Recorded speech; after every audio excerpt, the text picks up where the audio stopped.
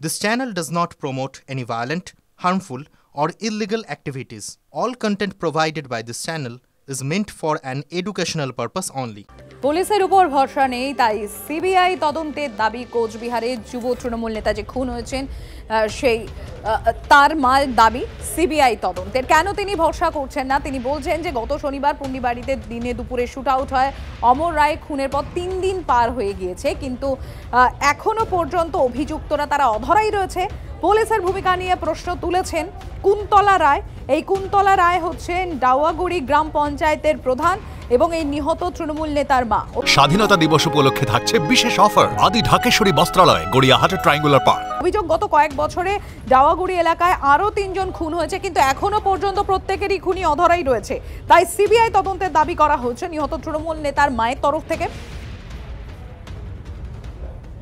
এর পাশাপাশি এই যে মৃত তৃণমূল নেতা, নিহত তৃণমূল নেতা অমর রায়, তার বাবা কি বলছেন যে তারা থাকাতে অনেকের অসুবিধা হতে পারে। নেতা নেত্রীরা টাকা চেয়ে না পাওয়ার কারণেই হয়তো খুন হতে হয়েছে তার ছেলেকে। ছেলে খুনের পর এমনই বিস্ফোরক দাবি করা হচ্ছে মৃতের বাবার তরফ থেকে। স্বাধীনতা দিবস উপলক্ষে থাকছে বিশেষ অফার আদি ঢাকেশ্বরী বস্ত্রালয়, গড়িয়াহাট ট্রায়াঙ্গুলার পার্ক। আমার ছেলে ডোডেয়ারহাটে দিবালোকে দুষ্কৃতিকারীরা গুলি করে তাকে মৃত্যুর মুখে তুলে দিল, কিন্তু আজ অবধি কোনো আসামিকে, কোনো দুষ্কৃতিকারীকে পুলিশ ধরতে পারলো না। এটা পুলিশের ব্যর্থতা। পুলিশ ইচ্ছা করলে সবই করতে পারে, কিন্তু কেন যে এরা করতেছে না, কি ব্যাপার, এটা আমি বুঝতেছি না। এটা যদি পুলিশের ব্যর্থতা হয়, সিবিআই আমাদের দরকার অবশ্যই হবে, সিবিআই আমাকে করতেই হবে।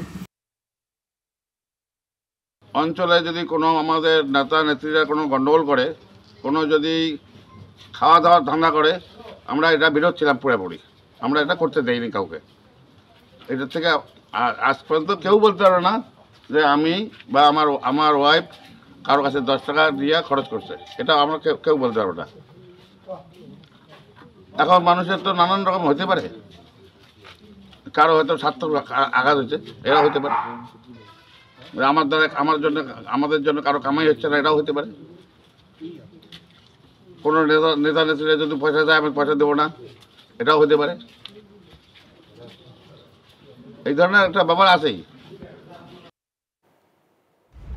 37 দিনে রাজ্য তৃণমূলের 10 নেতাকর্মী খুন। উদ্বিগ্ন মুখ্যমন্ত্রী, কেন এত নেতা খুন হচ্ছেন?